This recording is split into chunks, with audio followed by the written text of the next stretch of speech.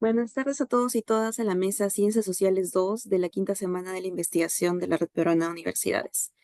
El día de hoy contaremos con las presentaciones de Ricardo Navarro, de la Pontificia Universidad Católica del Perú, de Nicéforo Bustamante, de la Universidad Nacional Herminio Valdizán de Huánuco, Norca Bedregal, de la Universidad Nacional San Agustín de Arequipa, y de Olga González, de la Universidad Peruana Cayetano Heredia.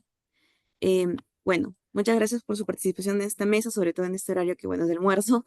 Para iniciar, empezaríamos con la presentación del doctor Ricardo Navarro. Voy a presentarlo brevemente. Él es licenciado en Psicología con mención en Psicología Educacional, magíster en Cognición, Aprendizaje y Desarrollo por la Pontificia Universidad Católica del Perú, docente de la Facultad de Psicología de la PUC, y tiene interés y experiencia en investigaciones referentes a la educación y trabajo en calidad educativa, e interés por las intervenciones dentro de las instituciones educativas y los diseños instruccionales. Bueno, Ricardo, te doy el pase para que puedas realizar tu presentación. Muchas gracias, Lucía. ¿Qué tal? Buenas tardes.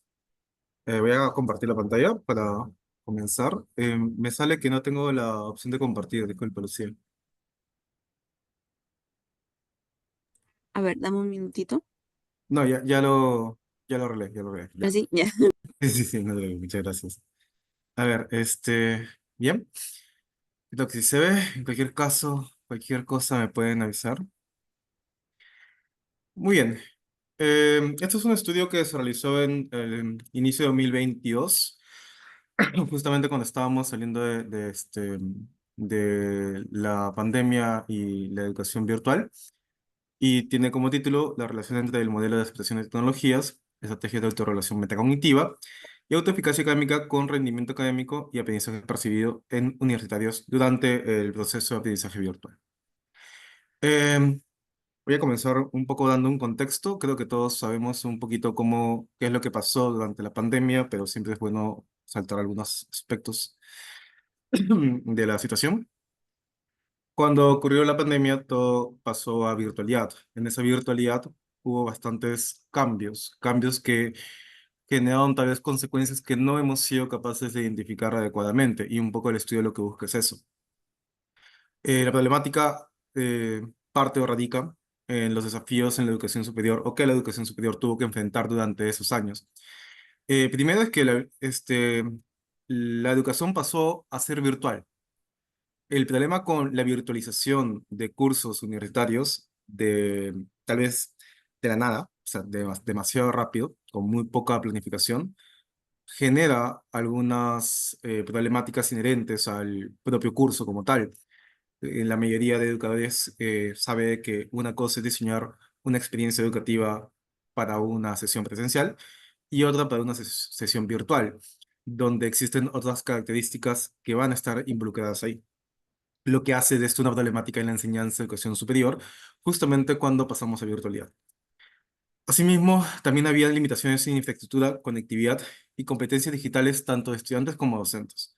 No todos tenían una computadora o una laptop lo suficientemente adecuada para participar de algunos cursos. Algunos cursos requerían software que tal vez el estudiante no podía conseguir. El docente a veces no estaba capacitado para poder utilizar cierto tipo de tecnologías que no es que no pudiesen, simplemente que la premura hizo que esto ocurriera. Asimismo, también en muchos casos se ha reportado de que la educación virtual durante pandemia fue hablar como si hubiese un salón, y evitándose utilizar metodologías que puedan ser interactivas e innovadoras, justamente aprovechando los beneficios que tiene la virtualidad. Entonces, dentro de este contexto, empiezan a haber ciertas problemáticas y también a identificar de que tenemos aspectos que son necesarios de investigar. Uno es cómo los estudiantes pudieran enfrentarse a estas nuevas tecnologías de una manera ya tiempo completo, que tal vez no habían estado antes expuestos a eso, y ver cómo sus habilidades educativas pudieron de alguna manera enfrentar estas problemáticas. Entonces, primero, presento un poco el marco conceptual en el que estoy basando. El primer conjunto de variables vendría a ser relacionar las tecnologías. Existe un modelo de aceptación de tecnologías, TAM, que busca identificar cómo las personas se sienten cómodas utilizando tecnologías, así mismo como aceptándolas dentro de un contexto específico. El TAM ha sido utilizado en distintos contextos, pero ha sido también adaptada al contexto educativo. El TAM posee tres dimensiones importantes para decir que una persona realmente puede aceptar y utilizar tecnologías.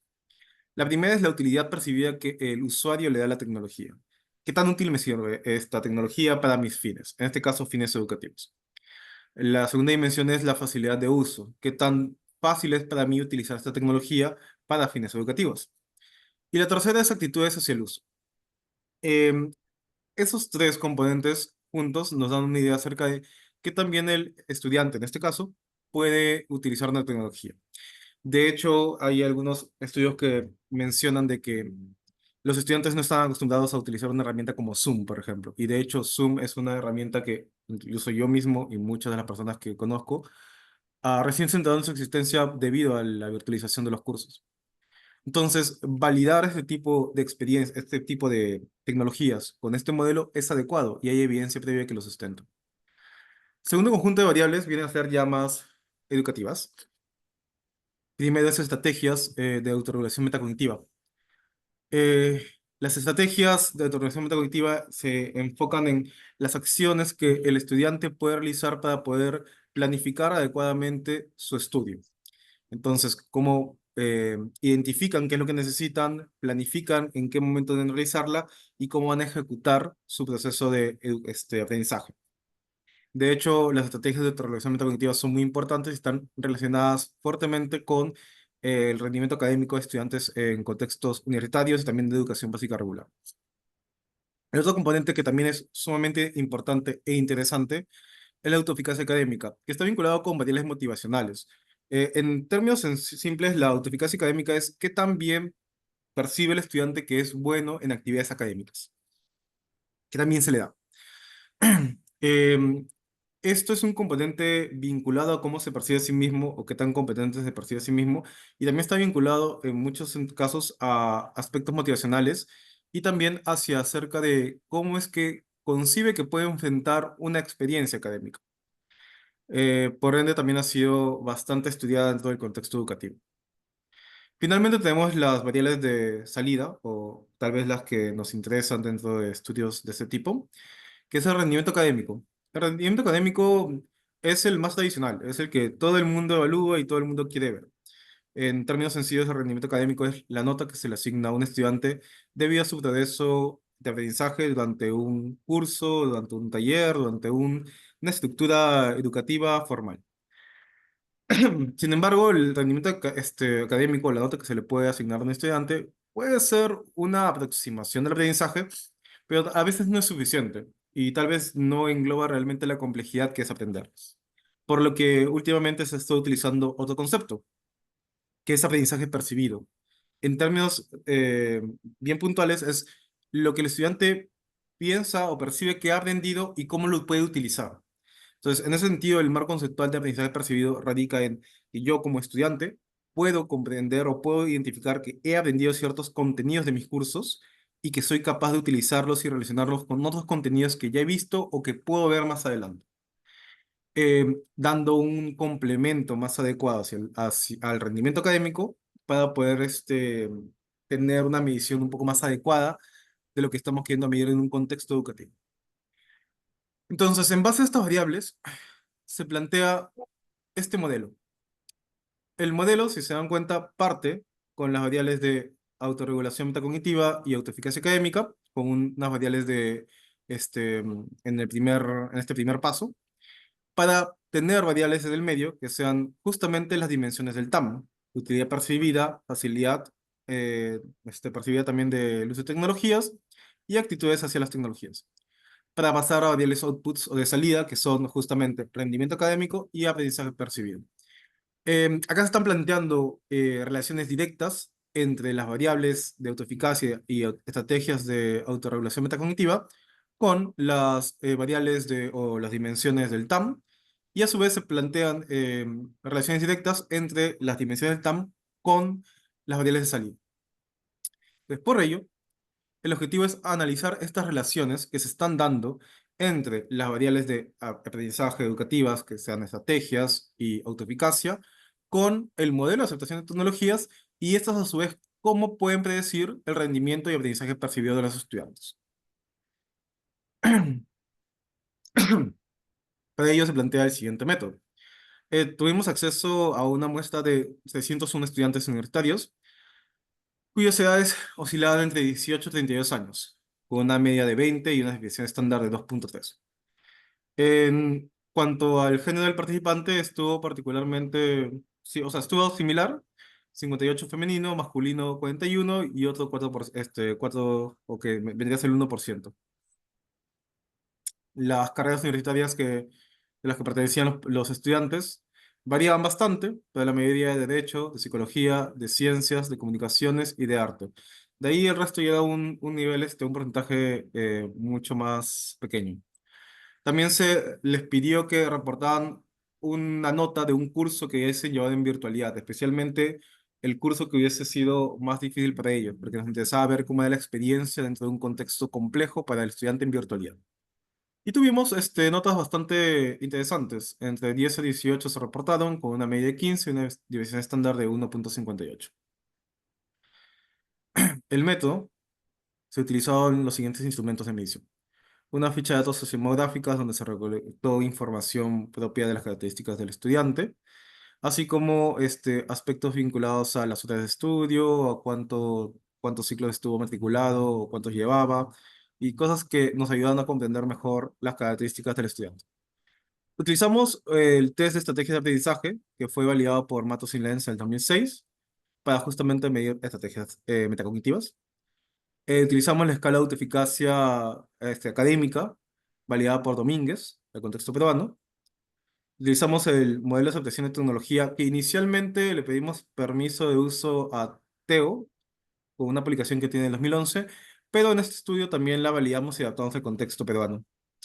De hecho, el instrumento TAM que estamos utilizando aquí tiene otra publicación que ya está publicado justamente el proceso de adaptación como tal. También utilizamos el cuestionario de aprendizaje cognitivo percibido, que es su elaboración propia. Utilizamos la evidencia que existía acerca de aprendizaje percibido. También utilizamos estudios sobre otros instrumentos de aprendizaje percibido para poder diseñar y construir un instrumento para este estudio.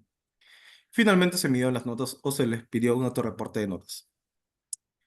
En cuanto al procedimiento, se les pidió, se realizó una convocatoria, o mejor dicho, se compartió un código QR por redes sociales, así como comunicaciones institucionales, para pedir a los participantes o estudiantes que puedan participar del llenado del protocolo. Se cumplieron con todos los requisitos éticos necesarios para este tipo de estudio, asimismo como también se les hizo firmar un consentimiento informado virtual. Finalmente, para los análisis, hicimos análisis descriptivos, se evaluaron las propiedades psicométricas de algunos instrumentos que necesitan ser adaptados. De nuevo, recalco el TAM, la adaptación y las propiedades psicométricas del TAM ya están publicados en otro artículo. Y también se hizo la verificación de la normalidad multivariada para poder identificar si es que podíamos realizar un modelo SEM tradicional con un estimador default o si teníamos que utilizar un estimador robusto. Utilizamos para los criterios de análisis del SEM los criterios de Hui-Bendler, que mencionaban que podía ser un CFI mayor a 0,9 y un TLI mayor a 0,9 y un RMS-EA menor a 0,06 y un SRMR menor a 0,08. Estos son los resultados obtenidos. Acá tenemos que los índices de ajuste son buenos, son adecuados, están de acuerdo a lo esperado para este tipo de modelos. Adicionalmente, podemos ver que al inicio habíamos planteado que todo el modelo iba a tener algunas relaciones significativas entre ellas. Sin embargo, podemos ver que no todas han sido, no todas se han cumplido. De hecho, hemos tenido mayores resultados en función al aprendizaje percibido que al rendimiento académico. Hemos encontrado que las estrategias metacognitivas predicen la autoeficacia y las tres dimensiones del TAM. Asimismo, la autoeficacia también predice la utilidad percibida y la facilidad de uso percibida. Sin embargo, no predice actitudes. También podemos ver de que la utilidad percibida predice el aprendizaje percibido y nada más. Y de ahí vemos que la facilidad de uso de tecnologías predice el rendimiento académico, cosa que es muy interesante porque ninguna de otras variables está teniendo no está teniendo un efecto en esta variable dependiente que consideramos importante. Y en cuanto al R cuadrado, vemos que en aprendizaje percibido, el modelo planteado lo predicen 44% aproximadamente, mientras que el otro es 6,2%. Justo esto es interesante porque nos ayuda a entender algunos principios acerca de estas variables dentro del contexto de virtualidad. La metacognición es sumamente importante, no solamente a nivel de educación presencial, sino también virtualidad. Si se dan cuenta, voy a regresar al gráfico porque creo que ayuda un poco más. Cuando hablamos acerca de estrategias de metacognición, estamos hablando acerca de cómo el estudiante puede organizarse para poder utilizar ciertas herramientas. En virtualidad es muy importante porque las herramientas en muchos casos son nuevas y son diferentes a los que están acostumbrados. Entonces, tener estrategias de autorregulación metacognitiva va a hacer que la persona, el estudiante, se sienta más eficaz en lo que está haciendo y también pueda tener mejores niveles de aceptación de tecnologías. Como estás planificando previamente, puedes ser capaz de enfrentar la situación y poder manejarla de manera adecuada. En el caso de autoeficacia académica, los estudiantes con alta autoeficacia tienden a involucrarse más en sus clases y muestran mayor aceptación hacia el uso de tecnologías, pero no genera una actitud positiva o negativa como tal, sino que solamente encuentran la tecnología como algo que puede ser útil y que puede ser fácil de usar. Entonces, si tú sientes que es muy autoeficaz dentro de los contenidos del curso, también vas a sentir de que va a ser sencillo el uso de las herramientas del curso, así como le vas a dar una utilidad que es necesaria justamente para responder las demandas académicas de la universidad. La baja autoeficacia suelen generar o evitar el uso de la tecnología, lo que estaría afectando negativamente su participación y su rendimiento en entornos virtuales. Finalmente vemos de que el uso adecuado, el manejo de darle un sentido o utilidad a las herramientas va a hacer que el estudiante perciba que ha aprendido mejor, cosa que es esperable, porque si el estudiante percibe de que, o si el estudiante maneja adecuadamente y percibe que tiene una utilidad utilizar el Zoom, utilizar los PPTs, los videos que le deja el docente, va a sentir que está aprendiendo más. Sin embargo, esto no ocurre con rendimiento académico, lo que sí ocurre es facilidad de uso. Eso es bien, bien extraño y curioso. Acá voy a resaltar esto. Facilidad de uso predice rendimiento académico. Si bien el grado de predictibilidad es pequeño, llama la atención, porque un aspecto al momento de estar revisando literatura y también en mi experiencia docente, se ha identificado que tal vez en virtualidad durante pandemia existía más una aproximación de querer pasar el curso, pero para pasar el curso necesitas manejar lo que el docente está dejando. Entonces, mientras más fácil sea responder a lo que el docente está dejando, que no necesariamente sea difícil o fácil, sino el docente está diciendo, utiliza Zoom, utiliza este video o hazme esta tarea en tal software, entonces van a tener mejor rendimiento académico, cosa que estaría vinculado directamente con qué tan fácil encuentro yo este tipo de tecnología. A manera de recomendación, se recomienda potenciar la autoeficacia y autorregulación de estudiantes para mejorar las percepciones de su propio aprendizaje y de la utilidad de las herramientas de las tecnologías. Un aspecto interesante e importante es que en muchos casos no se plantea ni se resalta por qué una herramienta es importante, cosa que debería hacerse. A veces el estudiante, tú le das la herramienta y no necesariamente va a entender por qué la está utilizando, cómo puede utilizarla, y a veces ese espacio es necesario, especialmente en contextos de virtualidad. También sería importante investigar otro tipo de variables o incluir variables sociodemográficas dentro del modelo. Hay algunas variables que no se han utilizado para este estudio, como viene a ser la motivación académica o la capacitación que ha tenido el docente previo al dictado de clases. Una variable importantísima dentro de todo contexto educativo es la experiencia y capacitación que el docente tiene sobre el uso de ciertas tecnologías. En el caso de la pandemia, es poco probable que hayan docentes que tengan mucha experiencia virtualidad. Así que por eso sería interesante poder incorporarlo. como las limitaciones, planteamos de que, bueno, son cuestionarios de autorreporte y no ha habido observaciones reales directas dentro del salón de clase, cosa que hubiese sido mucho mejor. Y también se entiende que ha habido un reporte de experiencia solo en cursos virtuales y no son generalizados a otros contextos como los presenciales. Cosa que sería interesante tener una comparación de la experiencia en presencialidad con virtualidad para ver las diferencias. Y eso sería todo. Muchísimas gracias. Muchas gracias, Ricardo, por la presentación. Vamos a esperar a que el público deje algunas preguntas en la sección del chat de Zoom y continuamos con la presentación de los otros ponentes. Ahora esperaríamos la presentación de Nicéforo Bustamante. Él es maestrista de la Universidad Enrique Guzmán y Valle. Se encuentra realizando el doctorado en Ciencias de la Educación en la Universidad Nacional Emilio Alizán de Huánuco. Ha realizado diversos cursos de especialización en temas de investigación, didáctica universitaria, diseño curricular, historia, geografía, entre otros, y actualmente trabaja en la Universidad Nacional Emilio Alizán de Huánuco en la Facultad de Educación. Adelante, Nicéforo. Un momentito, por favor. ¿Se escucha? Sí, se escucha bien. Se me escucha, ¿verdad? Sí, y se ve su pantalla también. Ok, gracias. Bien, buenas tardes con todos y es un placer saludarle y nuestra felicitación a nuestro antecesor por esa muy buena exposición sobre educación. Bueno, es un tema que yo traigo para compartir con ustedes sobre la erosión transformando el rostro del Monte Potrero en Humari Pachitea. Es un proyecto que se inició hace 2 años, de carácter multidisciplinario. Participan del proyecto varios ingenieros, sociólogos, antropólogos, docentes y profesores de historia. Eh, de tal manera más está enfocado a las ciencias naturales, el trabajo, ¿no? Bajo esa perspectiva, pero dado su multidisciplinaridad, había un tema que uno de los objetivos me correspondió a mí trabajar. Venimos trabajando realmente, ¿no? Todavía el proyecto no se ha concluido, seguimos en proceso de estudio y de eso quiero compartirlos, ¿no? Eh, en la región central, este es el Monte Potrero, ¿no? En la región central del país, entre Huánuco y Pasco y parte de Ancash, había algunos escenarios, núcleos de bosques de puna.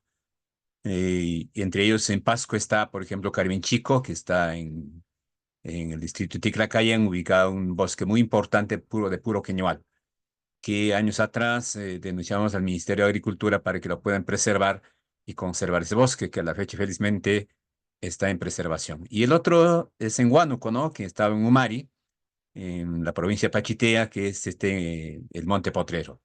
Es un bosque más o menos de 800 hectáreas que está posicionado allí y anteriormente yo le visité hace más o menos 15 años atrás y el bosque era de casi el triple, ¿no? De su dimensión.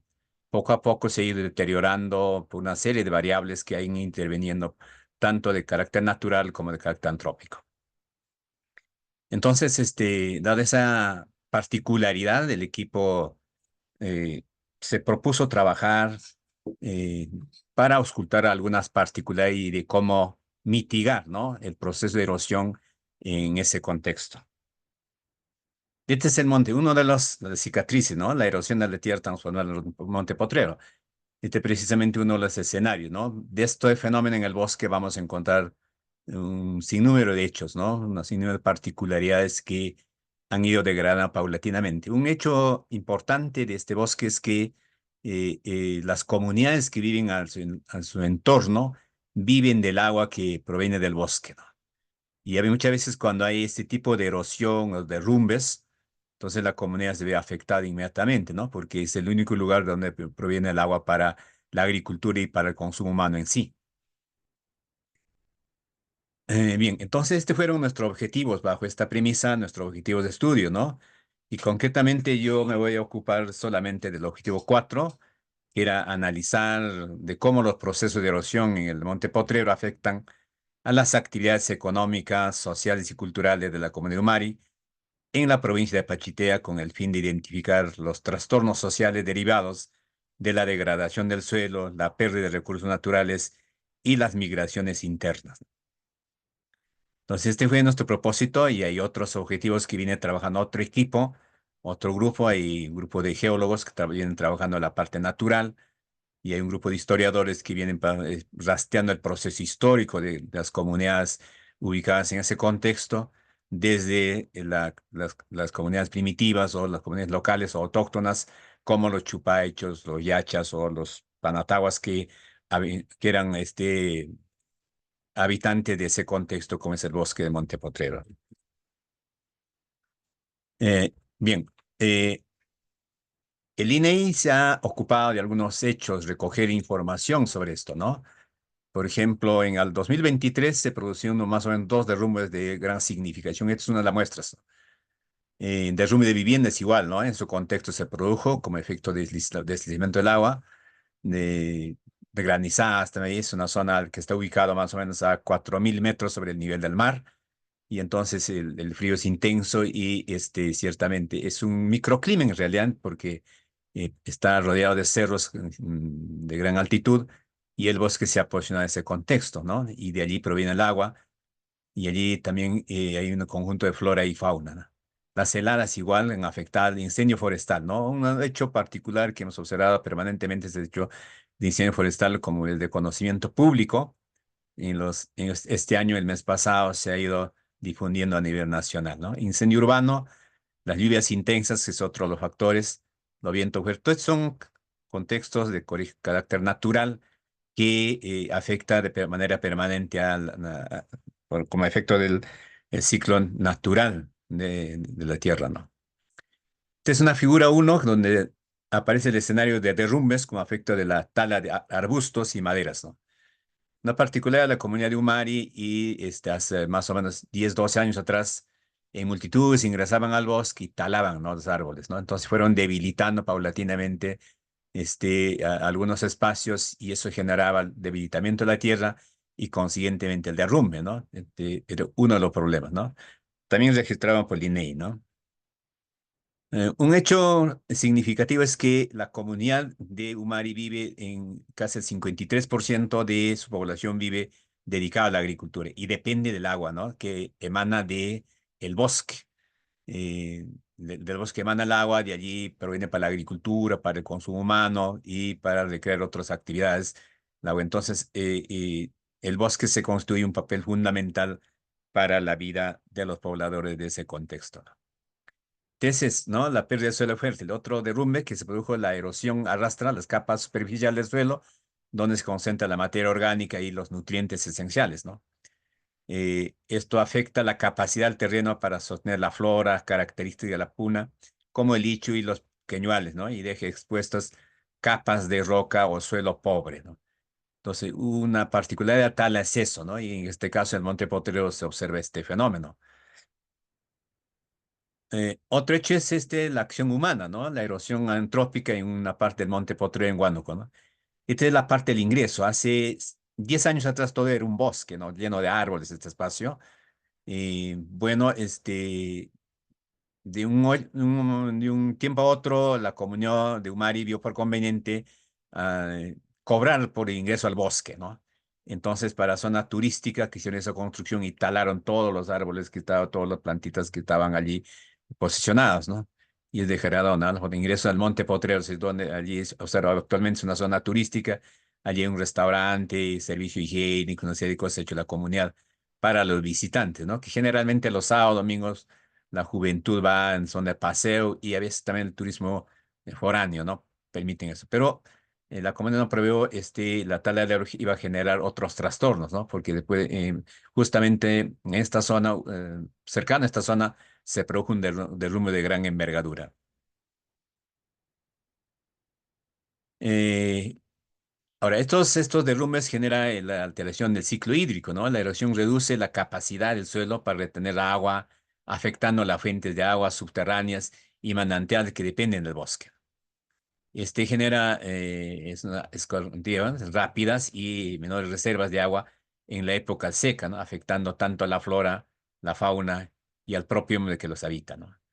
Eh, en este bosque habitaba un buen contingente de venados y la gente se dedicó a la caza de venado entonces para cazar hacían determinados espacios, hacer la llamada limpieza para la casa o para la trampa, y allí fueron detenidos paulatinamente.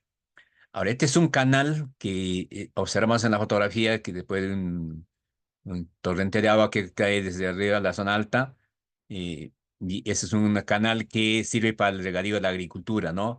De las comunidades aledañas, por ejemplo, allí está Molinos, está Monteverde, está Picaguay, son pueblos que dependen exclusivamente del agua que viene de este bosque, ¿no? Allí están los principales manantiales y según que ven depredando, entonces el agua a veces desvía y ya no llega a la comunidad y eso genera otro malestar en la comunidad. Eh, el otro hecho es el sobrepastoreo de ganado, ¿no? La deforestación y extracción de leña, ¿no? En los pueblos aledaños a veces crían animales como el caprino, por ejemplo, que tiene la particularidad de tener, de penetrar el bosque y a veces deteriora, ¿no? Es un animalito muy acucioso a las hierbas de buen nivel o de hierbas muy conservadas y entonces penetran y deterioran. Y él aquí tenemos la tala, ¿no? Que es los comuneros muchas veces para la venta o para la leña vienen practicando este tipo de actividades, ¿no? Las prácticas inadecuadas, ¿no? Eh, entonces se produce allí una infraestructura no planificada de manera desordenada y eso generó a veces otro trastorno que fue la migración y despoblamiento, ¿no? Como ya no había actividades agrícolas, se paralizó por el efecto de la erosión del agua, se secaron muchas plantaciones, sobre todo la papa que dependía del regadío del agua que viene de allí, ¿no? Y eso generó un malestar tremendo, ¿no? La comunidad de Umari hace 10, 12 años atrás se construyó como una despensa para la región Huánuco, ¿no? Toda la producción agrícola venía de esa comunidad para el mercado regional sobre todo, y a veces hasta nacional inclusive, ¿no? Porque la papa exportaban a Pasco, Huancayo, exportaban a Lima mismo, llevan en grandes cantidades, ¿no? Toda la zona de Paquité es una zona papera, pero en caso de Umari, eso tuvieron un trastorno de esta naturaleza. La figura 4 es ciclo hídrico natural, ¿no? Este es un ciclo hídrico natural y el rol de la chusqueada. Bueno, allí hay una plantita que se llama la chusqueada, ¿no? Que ya el maestro Javier Pulgar Vidal en su momento había estudiado este tema, que no fue publicado, dicho de paso. La chusqueada es una plantita que crece en el bosque de altura y tiene la propiedad de absorber en grandes cantidades el agua. Cuando llueve, absorbe. Y cuando pasa la lluvia, suelta el agua, ¿no? Entonces, de manera que en el bosque se produce la permanente humedad. Pero en algunos casos, cuando hay exceso de lluvia, genera también estos trastornos, ¿no? Esta chusquera de dos tipos, que otra, en otros contextos, también las zonas altoandinas crece una planta muy similar a la chusqueada que se llama la talla y esta talla también tiene la propiedad de absorber el agua, ¿no? Llueve y absorbe, ¿no? 2, 3 días ahí absorbe hasta que llega el sol y luego suelta el agua, ¿no? Genera un regadío natural. Las comunidades rurales Kumare mantienen tradiciones agrícolas, ¿no? Y ganaderas que están íntimamente ligadas a su entorno natural. La degradación del monte, por ejemplo, afecta la transmisión de conocimientos ancestrales y la práctica de festividades ligadas a la agricultura, ¿no? Allí, realizan actividades, por ejemplo, las fogatas, las famosas fogatas, y para eso a veces talan grandes cantidades de árboles para hacer, ¿no? Sobre todo en los meses de mayo la comunidad tiene esta creencia de que al cerro hay que darle cierta pleitesía, cierto tributo, y uno de ellos es el fuego, ¿no? Entonces hacen grandes cantidades de fogatas para brindarle pleitesía. A veces llevan, comunidades se trasladan en grupo y allí hacen una serie de actos rituales o religiosos de acuerdo a su creencia. Pero no se percataron que ese fenómeno generaba la deforestación del bosque, ¿no? Y muchas veces el propio humo y también el ahuyentamiento de los animales, sobre todo la fauna, ¿no? Los animales nativos, autóctonos, como el venado o los ositos que viven allí, las mismas aves por el humo a veces huían de esa zona, iban a otros espacios a buscar el refugio, ¿no? Aquí justamente observamos a un campesino que está dirigiéndose a la tala del bosque, ¿no? de Monte Potrero de árboles, ¿no? Para leña. La comunidad aledaña de este espacio, Tantumari, Molinos, que es una comunidad muy grande, viven de la leña, ¿no? Todavía allí la tulpa, la cocina tradicional andina pervive todavía, ¿no? La gente vive de ese combustible natural. Y entonces el árbol que existe en el Monte Potrero es bien codiciado, ¿no? Entonces los campesinos, a veces por turno, ingresan al este bosque y talan, ¿no? En grandes cantidades y se genera otro malestar para la propia fauna y también la flora misma, ¿no? Ahora, ¿esto qué efectos ha generado, no? Un problema, la pérdida del suelo fértiles y el avance de la erosión limitan la producción agrícola, ¿no? Antes, como hace rato le decía, era como una despensa, abundante papa, maíz, habas, oca, machua, ulloco, venía de esa zona, ¿no? Y también plantación de hortalizas. Hoy tenemos esa dificultad en el mercado local, ¿no? Sobre todo en Huánuco. A veces, primero, el costo se elevó, ¿no? Segundo, la comunidad ya no trae esos recursos, ¿no? Y entonces ha generado algún desequilibrio en la economía del propio campesino y conscientemente también en los citadinos que consumen los productos de esas comunidades, ¿no? De subsistencia en Umari se vuelve insostenible, ¿no? Lo que pone en riesgo la alimentación de las familias locales, ¿no? Entonces, ¿qué han hecho las comunidades? Muchas veces han migrado a otros contextos, ¿no? En busca de espacios, ¿no? Como se produjo este sistema de erosión y el agua era un problema vital que provenía del bosque, no tenían para actividad agrícola, entonces migraron a otras comunidades y generando un enfrentamiento, ¿no? Hace poco el diario Ahora, que es de circulación regional guanuqueña, publicó extensos artículos referente a un enfrentamiento que justamente un grupo de comuneros de este contexto se ven traslada a otra comunidad en busca de tierras, ¿no? Para fomentar la agricultura. Y la comunidad local, evidentemente, en defensa de su espacio, y se produjo un enfrentamiento en el que estuvo comprometido el periodista, la alcaldesa y todas esas personalidades que dirigen estas colectividades, ¿no? La disminución de la productividad de la puna construye una mayor vulnerabilidad alimentaria en la ciudad de Huánuco y la región, como ya les reitero, ¿no? Conflictos sociales, este es un caso típico de lo que acabo de comentarles, ¿no? Conflictos sociales por recursos naturales. La escasez de recursos provocada por la erosión y la degradación del suelo genera tensiones sociales entre las familias, comunidad de Umari. Últimamente en Pillao, ¿no? Pueblo vecino de Umari, este conflicto interno se produjo, ¿no? Es un periodista local que fue a informar, trabajaba para la municipalidad y él evidentemente el espacio de la comunidad estaba defendiendo, hacía un comentario, pero la comunidad invasora se enteró y atacó a mansalva, ¿no? Como vemos en la fotografía, este es un fenómeno social que ha venido generándose en este contexto. Ahora, no solamente pues en Huánuco, ¿no? Sino también a nivel regional y nacional, la falta de recursos escala en conflictos de intercomunitarios en otras partes de la región de Huánuco, ¿no? Los escenarios de extrema escasez, estos conflictos trascienden hacia movimientos sociales de protesta, exigiendo mayor atención del gobierno y la asignación de recursos para las comunidades rurales, ¿no? Ahora, la pérdida de producción autónoma de la comunidad y generando que el gobierno regional, la municipalidad genere este programa de asistencia social, ¿no? Y ese es otro problema, como es de conocimiento nacional, no soluciona mayormente el problema en sí, ¿no? Esta comunidad que estaba acostumbrada a autoabastecerse, a producir de noche a la mañana, se han convertido en estos asistencialistas, ¿no? Que provoca. Entonces, de allí la preocupación, ¿no? De cómo preservar estos recursos naturales como el monte Podre, el bosque, la flora, la fauna y sobre todo el recurso hídrico que proviene de ese bosque. Algunas, me dijeron 15 minutos, creo que estoy a la hora. Algunas, conclusión a manera de conclusión, ¿no? Repercusión multinivel de la erosión en Monte Potrero. Impacto en la seguridad alimentaria y crisis económico local, ¿no? Ese es un primer aspecto. La migración y despoblamiento rural es un segundo hecho que observamos en estos últimos años. Degradación ambiental y reducción de la biodiversidad, ¿no? Conflictos sociales por recursos naturales y afectación a la identidad y la cultura andina, ¿no? Ese campesino que amaba la tierra, que practicaba el aine, el aminco, el guaje, ¿no? Hoy por mí, mañana por ti, de un tiempo a otro se ha vuelto asistencialista, que depende de la municipalidad, del gobierno regional o del gobierno central a través de sus programas asistencialistas, ¿no? Y ese es un tema que preocupa a la comunidad académica.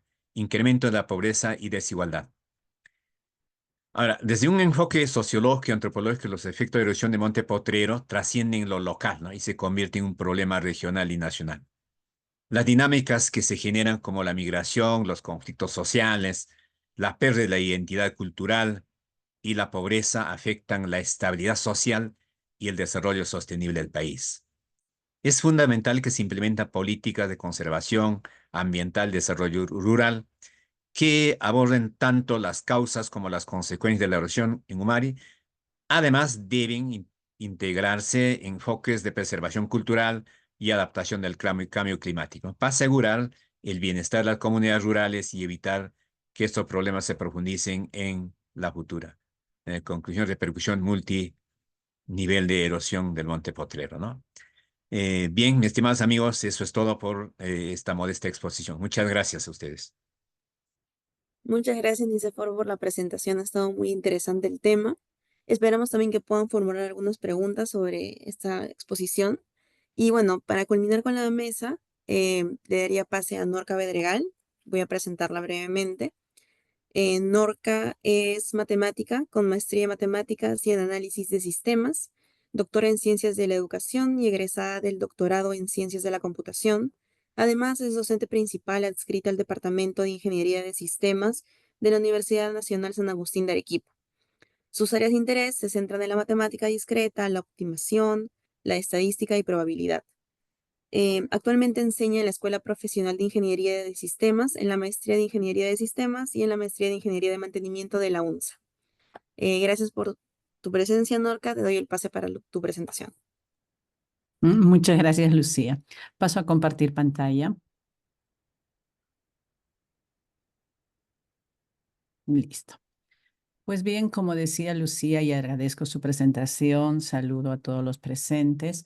Soy Norca Bedregal y trabajo en la Universidad Nacional de San Agustín de Arequipa, mi alma mater además, ¿no?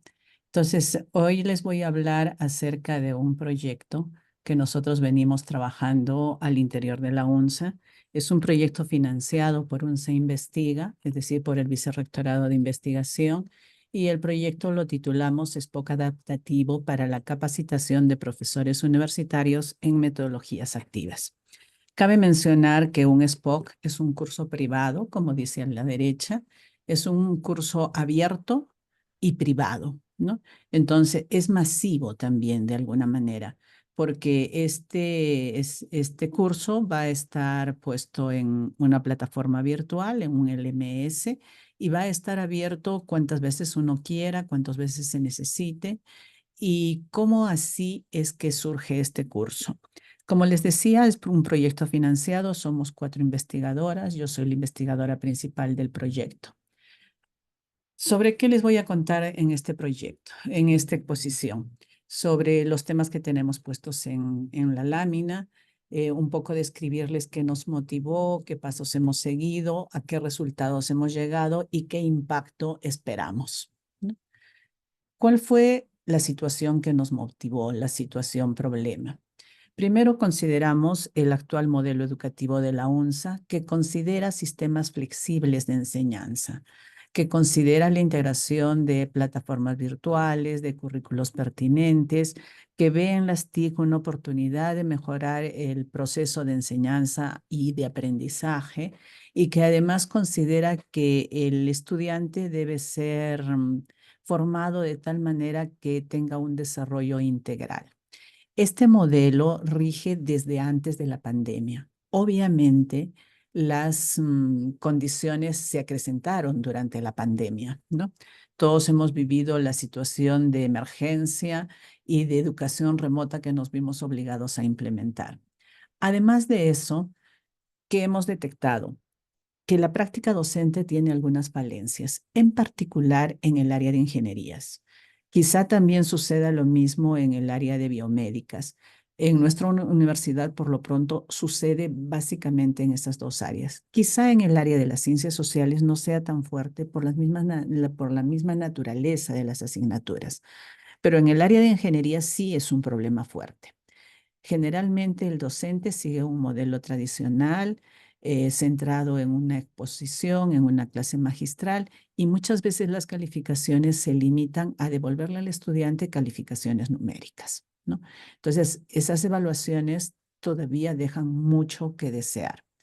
¿Qué otra cosa nos motivó? Factores externos como que las exigencias actuales de la sociedad, del mundo en que vivimos y sobre todo pospandemia, ¿no? El contexto educativo es totalmente diferente. Además, en aras de conservar el planeta, de alguna manera ayudar a que el calentamiento global no continúe creciendo, en la UNSA, por ejemplo, se lanzó la campaña Cero Papel, de tal manera que la mayoría de los procesos se hacen a través de medios virtuales, ¿no? Otra cosa que habíamos detectado fue que la plataforma educativa que nosotros tenemos, que es Moodle, era subutilizada, cosa que hemos visto que sucede en muchas universidades. Muchas veces el docente utiliza el LMS como un medio para entregar documentos y para recoger tareas, pero no aprovecha las funcionalidades que ésta puede darle. Entonces, bajo esta situación, problemas, surgieron algunas preguntas y es en qué medida un proceso de capacitación a los profesores, particularmente a los de ingenierías, de capacitarlos en la aplicación de metodologías activas de enseñanza-aprendizaje. ¿En qué medida ese proceso podría contribuir a la buena práctica docente, ¿no? Y de allí salió como consecuencia cómo tendría que ser ese proceso, qué características debía tener el material educativo, la capacitación en sí, ¿no?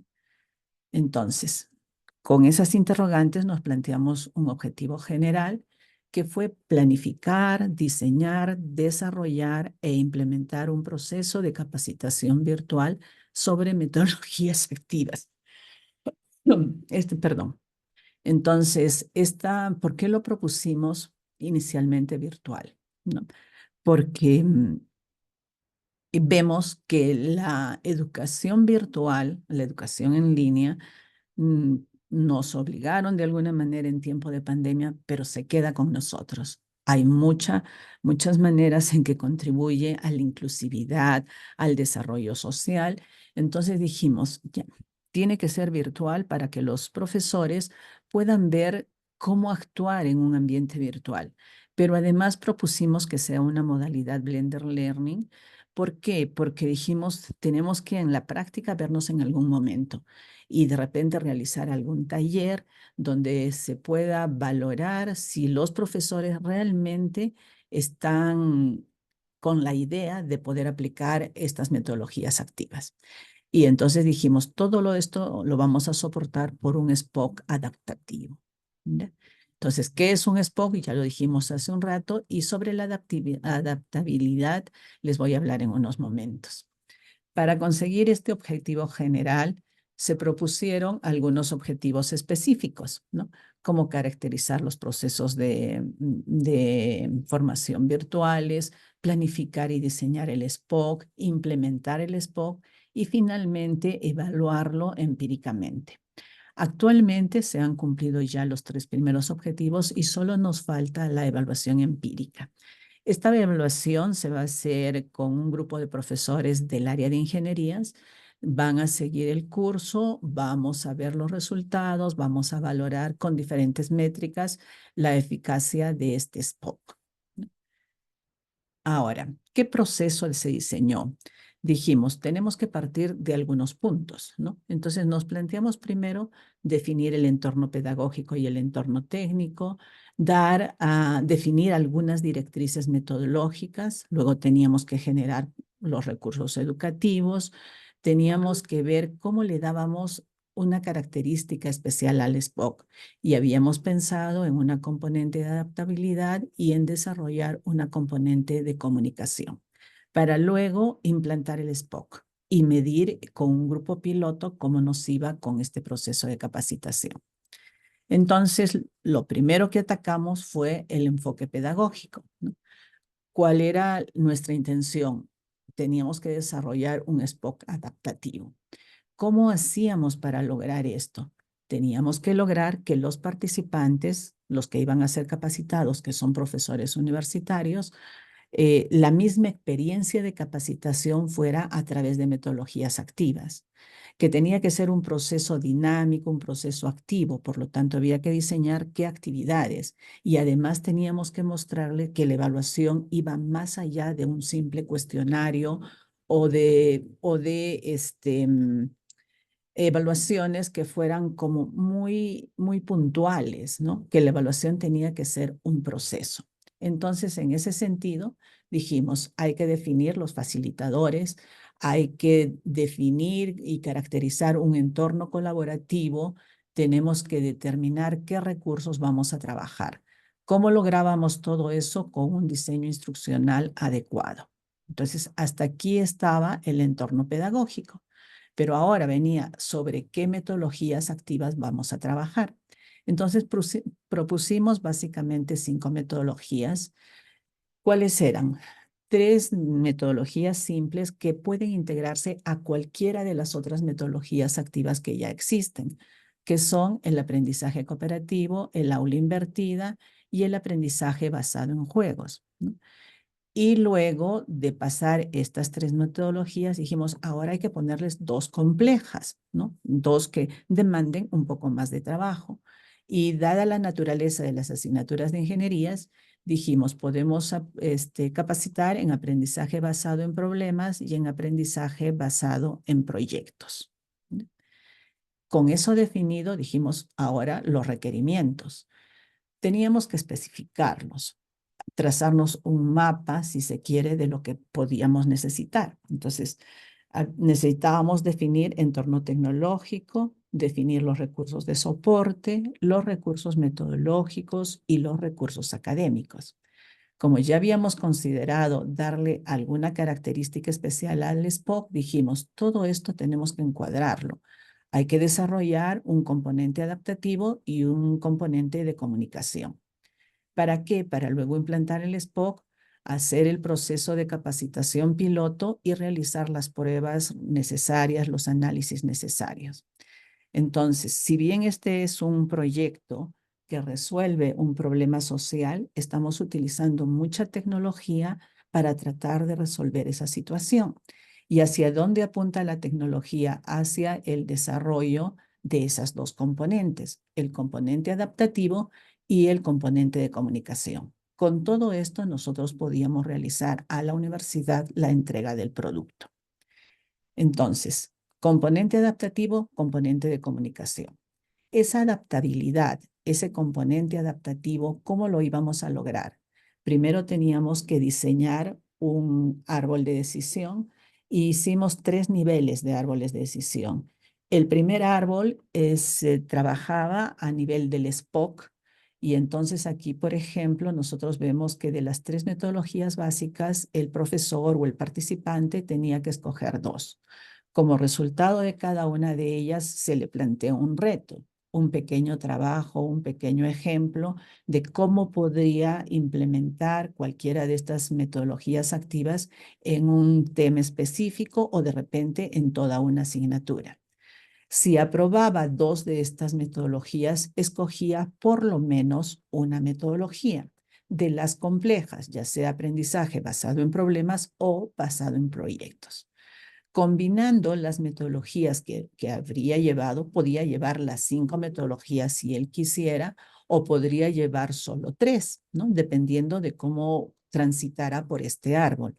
Se le proponía un trabajo de fin de curso. En el momento estamos trabajándolo esto como curso, pero también podría elevarse al nivel de diplomado, ya que estamos desarrollando 5 metodologías, ¿no?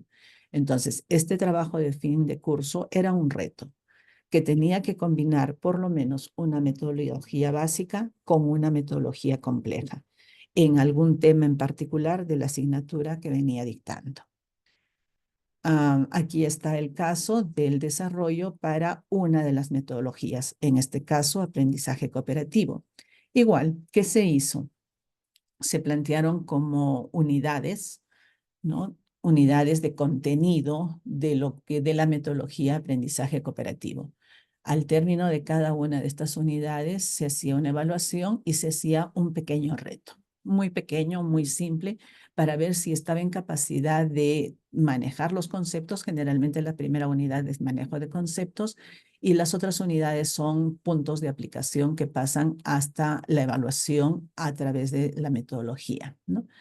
Entonces, ¿qué pasaba si no cumplía esa evaluación o la evaluación no la pasaba, por decirlo de alguna manera? Se le daba un reto adicional, se le daba, perdón, material adicional, se le podía cambiar el reto. Con todo este árbol adaptativo, se crearon rutas de aprendizaje, ¿no? En este caso, tenemos 6 rutas de aprendizaje. Entonces, al pasar todo ello, recién pasaba por el proceso de evaluación de toda la metodología. También se desarrollaron árboles adaptativos para temas en particular, para cada tema dentro de cada metodología. Entonces, fue un proceso largo de diseño de componentes adaptativas. ¿Cómo íbamos a hacer que esto funcione? Moodle de por sí ya tiene varias funcionalidades adaptativas, ¿no? Por fecha, por perfil de usuario, entre otras. Pero nosotros integramos mejorar esa adaptabilidad. ¿Cómo? A través de un sistema de calificaciones escalonadas. Es decir, el profesor puede ingresar un rango de calificaciones. Por ejemplo, me interesa que esta actividad la hagan participantes que tengan como calificación en alguna actividad entre 11 y 14. Y para los que tenían entre 15 y 17, otra actividad. Entonces, eso lo han desarrollado al interior del proyecto. ¿Quiénes han hecho el desarrollo? El desarrollo lo han hecho 2 tesistas apoyados por una de las investigadoras, ¿no? Y bueno, aquí, por ejemplo, además esto dio lugar a publicaciones, ¿no? Por cada una de estas componentes se han tenido 2 publicaciones. Aquí vemos un poco la arquitectura que siguieron para el desarrollo de la segunda parte del aplicativo este, ¿no? En cuanto a la comunicación, allí fue donde detectamos la falencia más grande. Nosotros nos podemos comunicar a través de Moodle mediante el correo, ¿no? Pero a veces puede ser que el estudiante no vio su correo. Como son correos institucionales, a veces no los revisan mucho, prefieren el correo personal, ¿no? Y además dijimos, tenemos que desarrollar algún tipo de mensajería instantánea. Entonces, inicialmente se pensó en la posibilidad de enviar al estudiante mensajes por WhatsApp, ¿no? Hubo algunas complicaciones y se migró la idea a que directamente desde la plataforma se pudieran enviar mensajes por Telegram, ¿no? Que son sistemas de mensajería mucho más asequibles para los estudiantes. Entonces, igual hubo un grupo de 2 tesistas que trabajaron con una investigadora del proyecto y plantearon todo el desarrollo del plugin. Para esto también hubo 2 partes, una primera parte que era el diseño del aplicativo y una segunda parte que tenía que ver con el desarrollo técnico. Aquí les muestro, por ejemplo, cuál fue la arquitectura que siguieron para el desarrollo de esta herramienta de comunicación. Como les decía, conecta Moodle directamente con Telegram, ¿no? Y las herramientas que utilizaron. Entonces, con estas 2 herramientas ya desarrolladas y la implementación que se ha hecho en sí de la plataforma, ¿quiénes han desarrollado todo el material educativo? Los 4 investigadores del proyecto. Entonces, tenemos ya resultados. ¿Qué resultados tenemos? El primero es el modelo instruccional para cursos en modalidad virtual. Este modelo instruccional es el resultado de una tesis doctoral, una tesista del proyecto, ¿no? Luego tenemos el prototipo de Spock adaptativo. Claro, en este momento está implementado para metodologías activas, pero la misma arquitectura nos puede servir para cualquier curso de capacitación. ¿Por qué? Porque nuestro tercer resultado justamente es una biblioteca de herramientas para mejorar la adaptabilidad, ¿no?, de Moodle y el Moodle como base para implementar el SPOC. Y nuestro cuarto resultado es esa biblioteca de herramientas que dan soporte a la comunicación, en este caso, conectando Moodle directamente con Telegram, ¿no? Pero además, el quinto resultado, quizá el más interesante al nivel educativo, es el que se han desarrollado diversas estrategias para implementar metodologías activas, ¿no? En estos resultados, ¿qué hemos logrado? Hasta el momento hemos logrado 2 posgraduados. En realidad es uno, el segundo está recién por sustentar su tesis en este mes. El primer graduado de posgrado fue una tesista que obtuvo su doctorado en Ciencias de la Educación, ¿no? Su principal contribución al proyecto fue desarrollar ese diseño instruccional para cursos virtuales.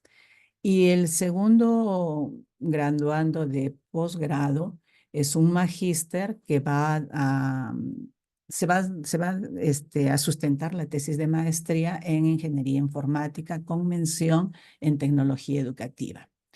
Luego tenemos 4 titulados por la modalidad de tesis formato artículo. La UNSA tiene varias modalidades de titulación. Una de ellas es la tesis formato artículo. ¿En qué consiste esta modalidad?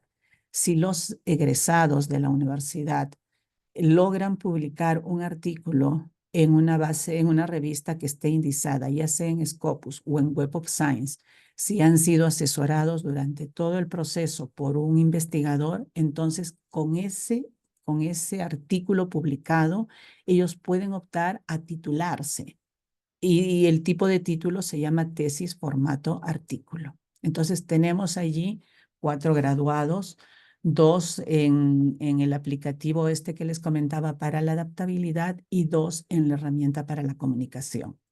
Además, estos artículos, este trabajo que ellos han desarrollado, más que los artículos, han dado lugar a que se hayan hecho 2 solicitudes a Indecopy por derechos de autor. El otro resultado que tenemos es de que nuestro proyecto tenía el compromiso de presentar 4 artículos publicados en revista indexada, ya sea en Web of Science o en Scopus. Hasta el momento tenemos 3 artículos derivados de las tesis de posgrado publicados. Tenemos 4 artículos publicados que están relacionados con las tesis formato artículo. Y además, en ese resultado importante que les mostraba, que era este desarrollo de estrategias para la aplicación de metodologías activas, hasta el momento se han publicado 5 artículos y hay 2 más que ya han sido expuestos y que están por ser publicados. Entonces, este tema nos ha dado mucho para trabajar, no solamente a nivel técnico, sino a nivel educativo, a nivel de poder desarrollar estrategias para la aplicación de metodologías activas. Nos falta, como les decía, hacer la prueba piloto con un grupo de profesores. Sin embargo, ¿qué impacto esperamos nosotros de este SPOC adaptativo para la capacitación de profesores universitarios en metodologías activas, que tiene una componente pedagógica, una componente técnica para la adaptabilidad y otra para la comunicación? Esperamos que luego de seguir el proceso de capacitación, tengamos o la universidad pueda contar con docentes capacitados en estrategias de enseñanza, que mejore su práctica docente, que se utilice de mejor manera la plataforma Moodle, lo cual nos puede llevar a mejorar el rendimiento académico de los estudiantes. Y eso a su vez, ¿en qué podría redundar? En un mayor grado de satisfacción estudiantil, en una disminución de las tasas de reprobación y de abandono, lo cual podría además capacitar a los docentes para que desarrollen diversos tipos de procesos formativos, que los procesos presenciales estén bien apoyados por tecnología y que los procesos formativos a distancia no sean una réplica de una clase magistral. Con todo eso, ¿qué vamos a ganar? Cultura de calidad en el proceso formativo, un mayor prestigio de nuestra universidad, de nuestra casa de estudios, y con todo ello esperamos de alguna manera mejorar la calidad educativa en nuestra casa de estudios. Entonces, les he podido presentar de qué se trata nuestro proyecto, en qué situación estamos y qué es lo que esperamos.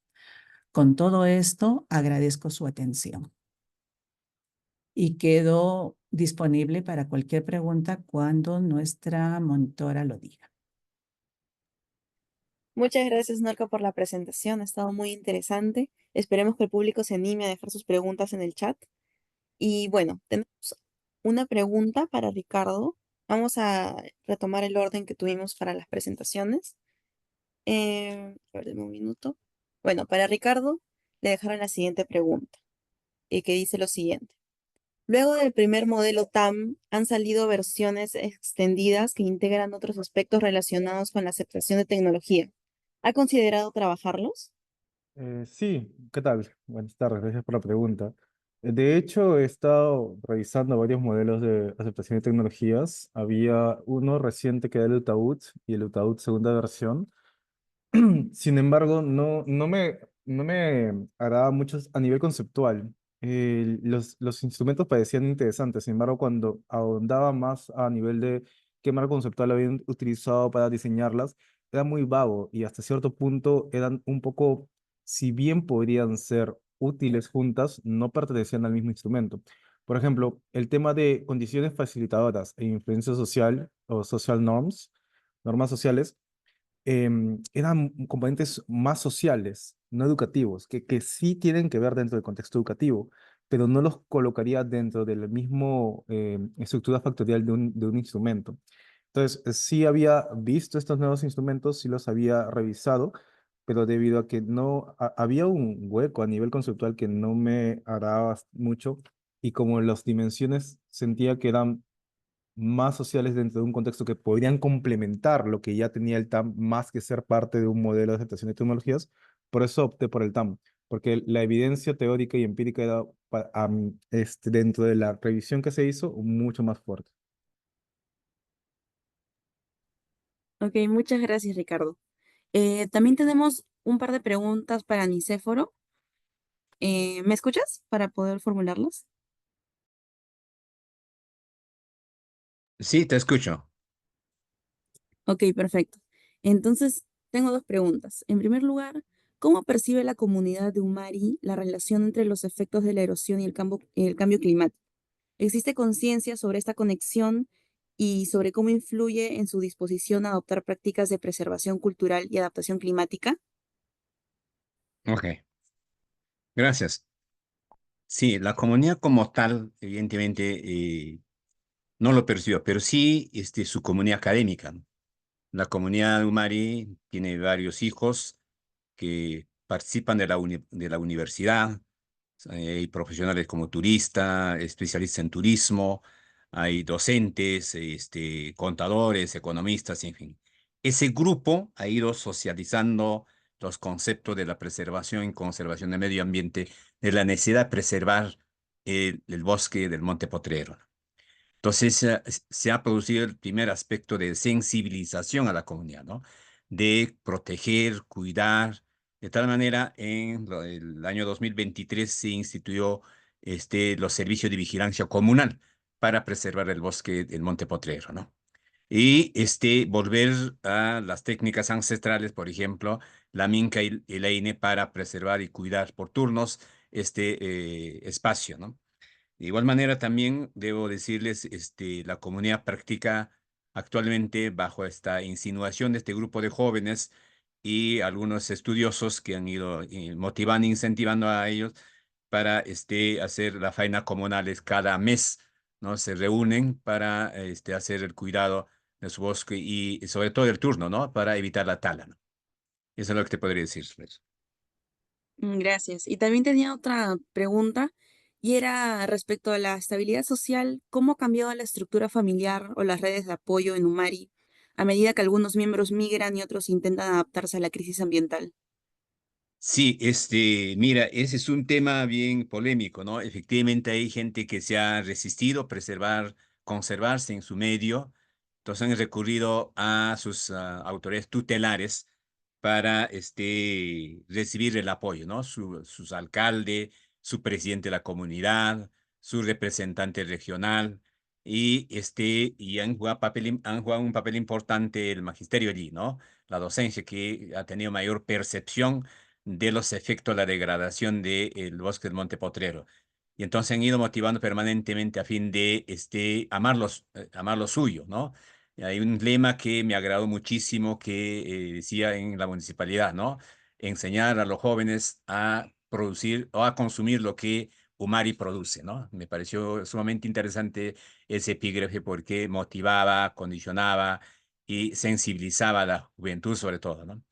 Un tema también que ha sido importante es en ese campo, incorporar en los diseños curriculares de educación básica estos temas de la realidad regional y local, ¿no?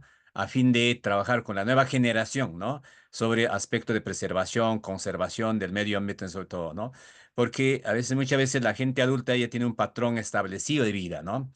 Tienen y otro tipo de forma, otras formas de pensar, pero la nueva generación creo que es el que va a vivir más adelante y por tanto, era necesario incorporar en los diseños curriculares estos temas de preservación sobre la cultura ancestral, sobre todo, ¿no? Como, por ejemplo, el sistema de andenerías, los canales de irrigación, que ciertamente algunos de esos canales datan desde la época inca, ¿no? Esos canales y son los que están mejor conservados, ¿no? Entonces, ¿cómo lo hicieron? Entonces, esa tecnología, retomar, ¿no? Estudiar. Por ejemplo, allí jugaba un papel importante la arcilla y la cal, ¿no? En ese proceso de construcción de esos canales de irrigación lo que la moderna tecnología es utilizar el cemento, ¿no? Y el agua en el cemento fluye rápido, entonces genera más bien una erosión que genera trastornos en el bosque, ¿no?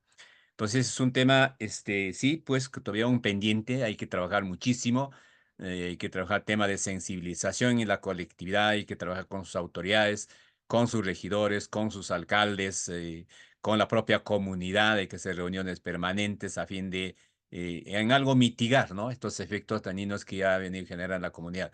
Y ciertamente hay otro grupo que pues han buscado otros espacios, ¿no? Han emigrado a otros cantos, sobre todo la ciudad de Huánuco.